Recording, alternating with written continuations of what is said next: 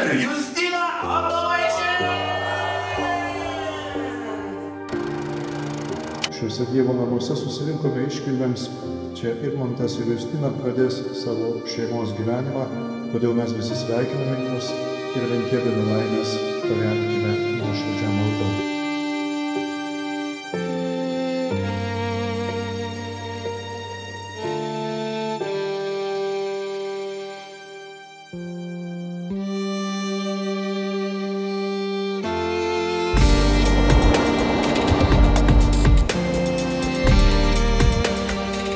Paėmiau ją į rankas, už liemens paėmiau ir taip jaukiai buvo, kur man buvo netgi keista, kad visiškai prisileidžia žmogus ir nėra to tokio dirgiklio atstumimo, taip lengvai šokome šokį ir jokių bėdų nebuvo. Tai čia buvo tas turbūt, kur kas privertė man pakviesti ją į draugus ir parašyti žinutę.